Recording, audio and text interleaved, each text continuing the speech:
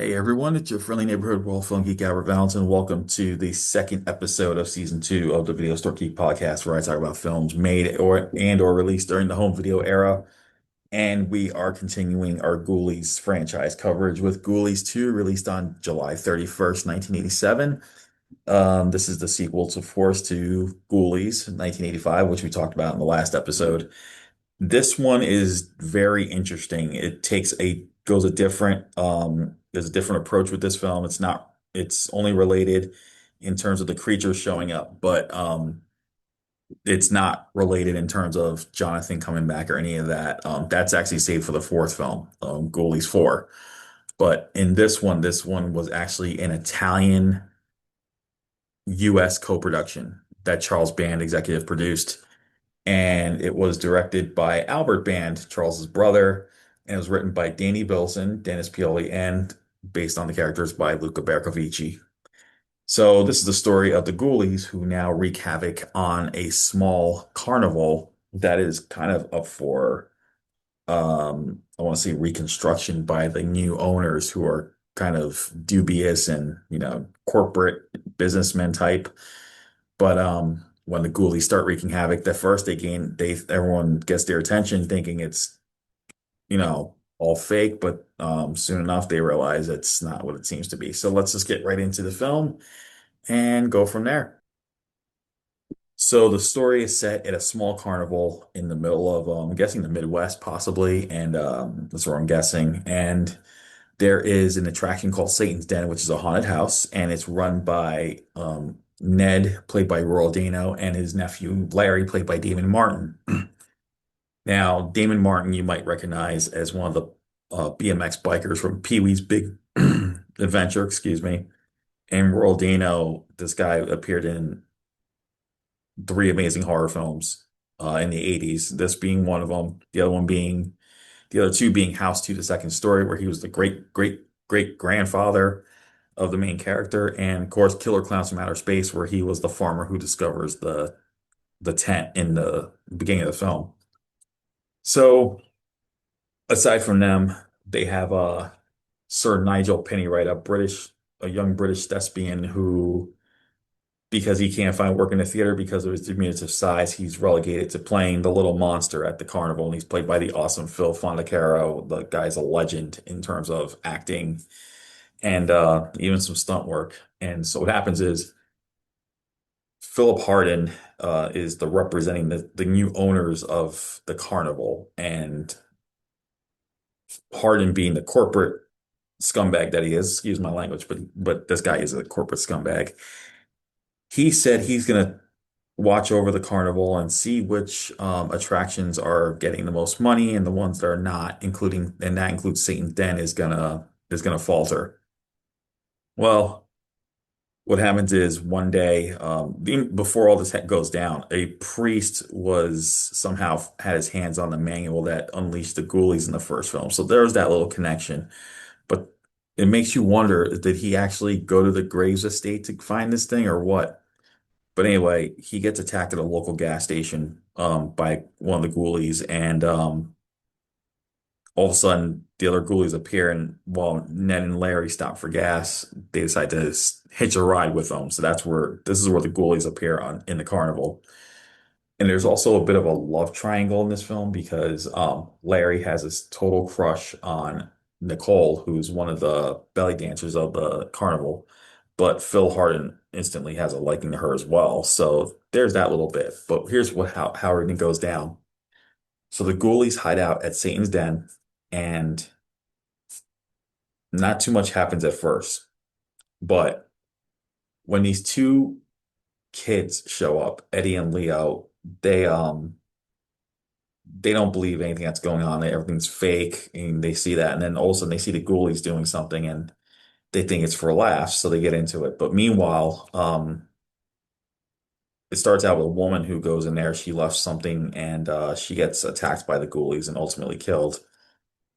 And then at the same time, after these kids go in, these group of teenage punks and troublemakers show up, and they're led by Bobby, played by John Maynard Purnell, who you might have seen in the program as Bobby Collins. And they also include Dazed and Confused's Sasha Jensen, Star Andrew, and horror legend William Butler of Leatherface, Texas Chainsaw 3, and Night of the Living Dead. Well, three of the people go out there. Merle gets left behind by his buddies, and the ghoulies decide to give him the pit and the pendulum treatment. And you can take a guess what happens next.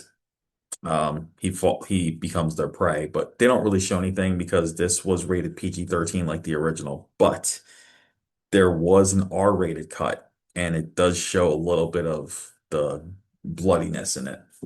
But meanwhile, the Ghoulies have made Satan's Den a big attraction thanks to the Eddie and Leo seeing them, and they just it's become a hit, and Hardin starts to wonder what's going on. Unfortunately, though, things get a little awry because Larry discovers, no, I'm sorry, Ned discovers that the Ghoulies are not who they seem to be.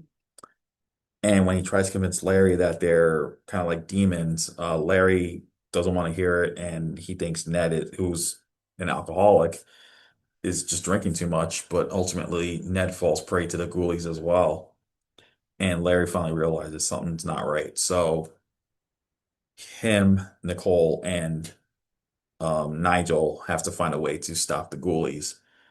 And but this all happens not before the Ghoulies start wreaking havoc all over the carnival, making anyone who gets in their way victims through various means. And it's just crazy. It's a crazy movie. And for those of you wondering if Hardin gets his, he does in a very memorable scene that also got a little bit longer R-rated cut. So in the R-rated cut, there's a little bit more to what he gets. So there's that. But it's a great movie. I actually saw this first before the original, and it was one of my favorites as a kid. Used to watch on HBO every time it came on back in the 80s and early 90s.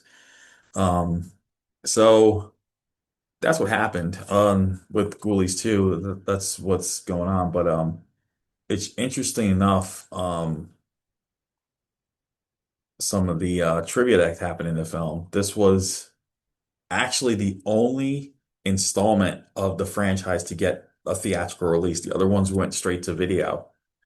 Um, and it was originally rated R, but then it was um, re-rated PG-13 when it was released on home video. So there was, like I said, they took off a little bit of the gore and stuff for the PG-13 cut. Wasn't much.